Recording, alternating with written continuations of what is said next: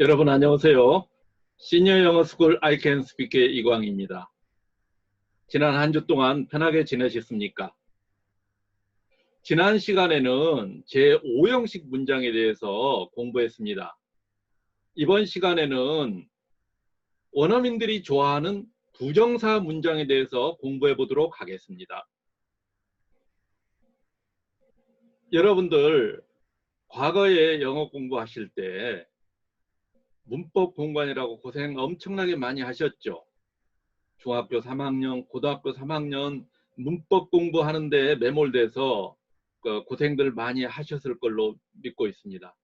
정말 문법이 너무 지루해서 지겹고 지루해서 영어 공부 못하겠다 하는 사람들도 계셨을 겁니다. 그러나 영어 어법, 영어 문법은 3, 4만 알면 됩니다. 다른 것들은 완전히 격가지라서 별로 중요하지 않고 그거 몰라도 영어 잘할 수 있습니다. 3, 4만 정확히 이해를 하시면은 영어를 구사하는데 전혀 지장이 없습니다.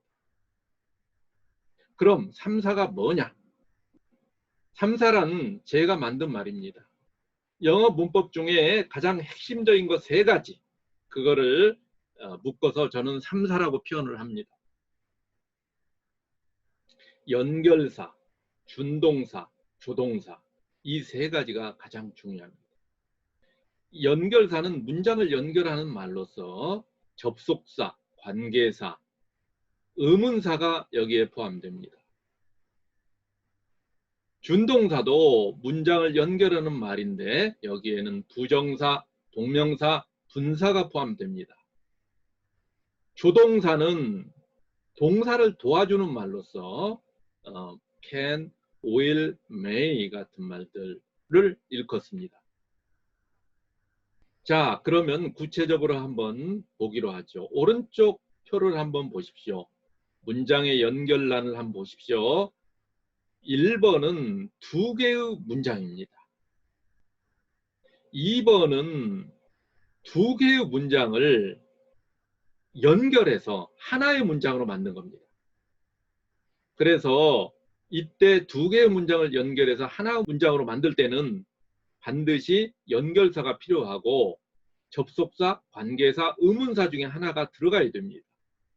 일종의 접착제라고 할 수가 있겠죠. 그래서 중간에서 연결할 수도 있고 문장의 앞부분에서 연결할 수도 있습니다. 문장의 길이는 당연히 1번보다 조금 접속사만큼 길어지겠죠. 그러면 3번을 한번 보시죠. 3번은 1번의 문장 중에 하나는 그대로 사용하고 나머지 하나를 중간을 잘라서 붙인 겁니다. 분홍색 부분 중간을 붙인 겁니다. 그래서 뭐 뒤에 붙여도 좋고 앞에 붙여도 좋습니다. 하지만 문장 하나를 잘라서 붙였기 때문에 당연히 길이는 1번보다는 작습니다. 2번과 3번은 같은 내용을 포함하고 있습니다. 의미는 똑같습니다. 그러면 2번을 더 많이 사용할까요? 3번을 더 많이 사용할까요?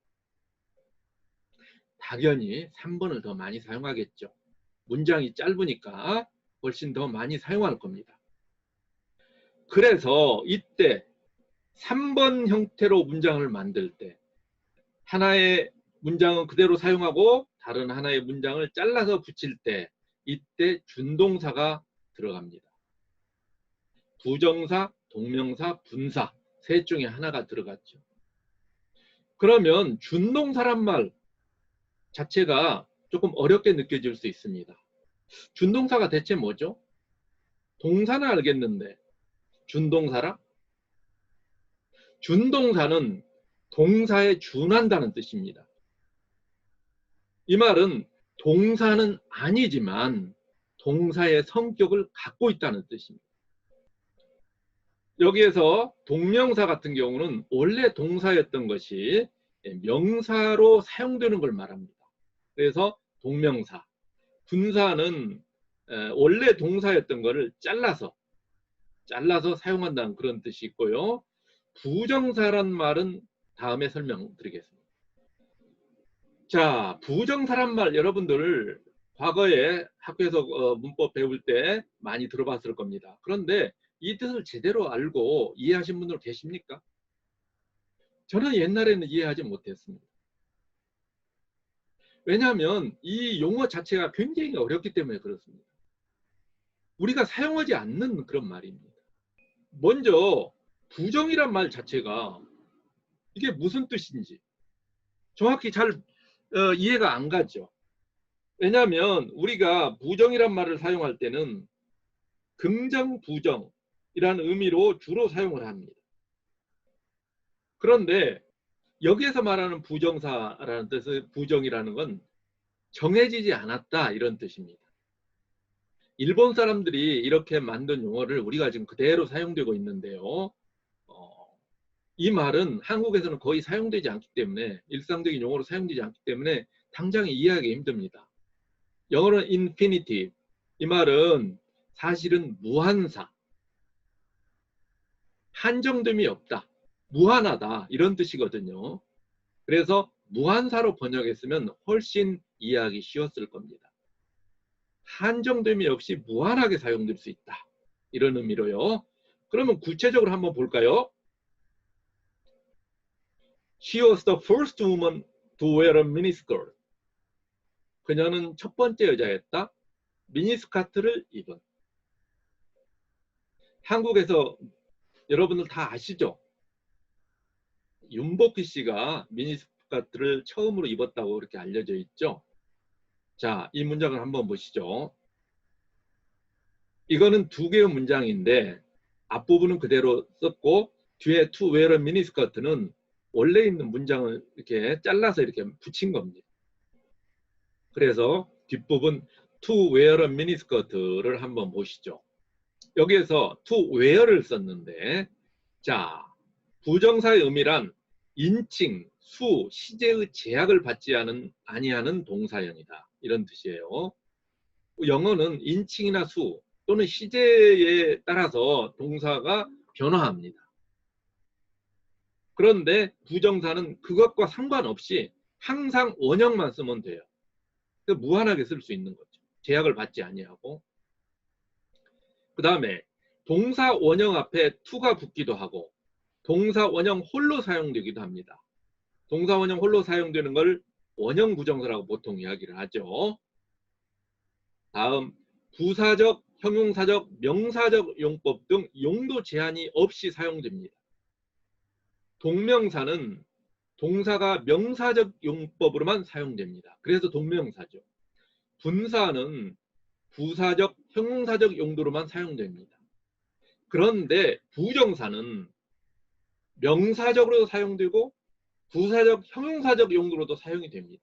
용도 제한이 없습니다. 무한하게 사용할 수 있죠. 그런 의미에서 부정사라고 할 수가 있습니다. 그럼 부정사 선호 이유를 보겠습니다. 부정사를 원어민들이 즐겨 사용하는 데는 크게 두 가지 이유가 있습니다. 첫째는 제약이 없다. 그리고 매우 경제적이다. 두 가지 이유 때문에 부정사를 많이 사용하고 있습니다. 자, 실제 문장에서 한번 볼까요? A번 한번 보시죠. She was the first woman to wear a miniskirt. 이 문장은 두 개의 문장으로 이루어져 있습니다. 하나는 She was the first woman 이고 또 하나는 She wore a miniskirt. wore는 wear의 과거형입니다. 이 문장은 시제가 과거이기 때문에 과거형을 써줘야 됩니다. 이걸 she wore a miniskirt 하면 안 됩니다. 인칭, 수, 시제에 따라서 동사를 바꿔줘야 되는 거예요. 그래서 이때는 과거이기 때문에 과거형을 써주는 거죠. 그런데 A번의 문장에서 뒷부분 to 다음에는 were를 쓴 게 아니라 were를 썼죠. 기본형, 원형을 were를 썼습니다. 이처럼 과거든 미래든 뭐 현재든 상관없이 이렇게 원형을 써주면 되는 겁니다. 그 다음에 B번 한번 보시죠. He has something to do. 그는 할 일이 없다. 자, 이것도 두 개의 문장을 이루어져 있죠. He has something 하나하고 he does something 하나가 결합된 겁니다. 두 번째 문장에서 이거는 현재형입니다. 그리고 인칭은 3인칭이죠. he니까 현재형 3인칭 현재인데 이럴 때도 두 번째 문장은 he does something이라고 써줘야 됩니다. he do something 하면 안 됩니다. 동사를 시제와 인칭 수에 맞게끔 변화시켜줘야 하기 때문에 does로 해야 됩니다. 그런데 비문장을 보면 비문장의 뒷부분을 보면 to do로 되어 있죠. to does가 아니라 to do입니다. 그래서 부정사는 원형을 써줘야 돼요. 뭐 현재든 과거든 미래든 상관없이 원형을 씁니다. 1인칭이든 3인칭이든 단수든 복수든 상관없습니다. 다 원형을 써주는 겁니다. 그래서 인칭이나 수, 시제의 제약을 받지 아니한다. 이것이 무제약인 거고, 또 하나는 두 개의 문장이 긴 두 개의 문장을 아주 줄여서 짧은 하나의 문장으로 했기 때문에 매우 경제적이라는 겁니다. 이런 의미에서 경제성입니다.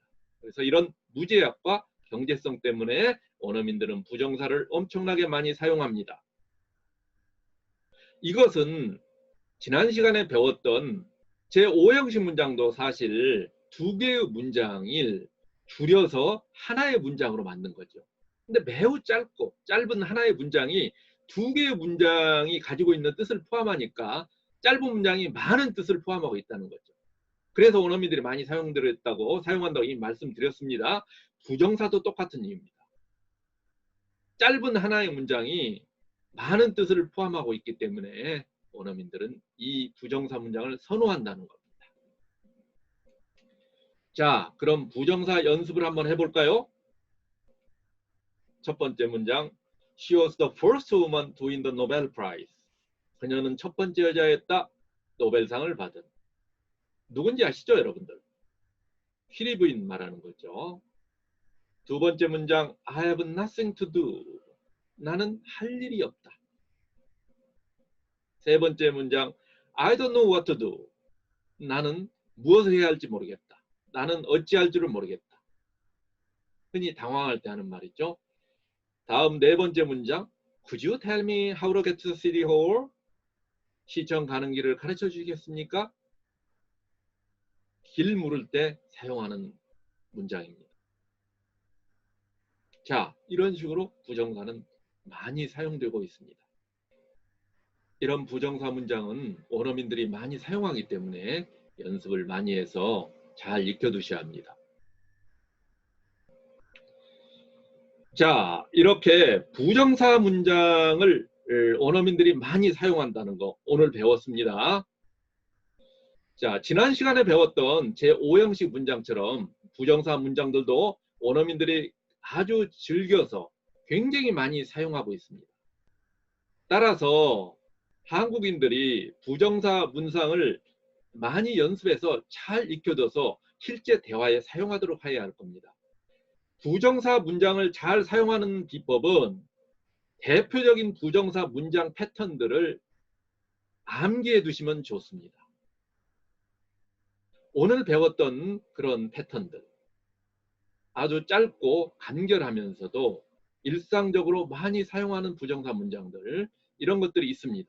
이런 문장을 찾아서 암기해 두시면 실제 원어민들과 대화를 할 때 아주 유용하게 사용할 수 있습니다. 지난 시간에 배웠던 제5형식 문장, 그리고 이 시간에 배웠던 부정사 문장들은 그 대표적인 패턴들을 잘 외워서 실제 대화에 사용해 주시기 바랍니다. 여러분, 오늘 부정사 문장 공부하느라고 수고 많으셨습니다. 오늘 배운 거 잘 익혀서 암기를 하시고 실제 대화에서 사용해 주시기 바랍니다. 여러분 수고 많으셨습니다. 감사합니다.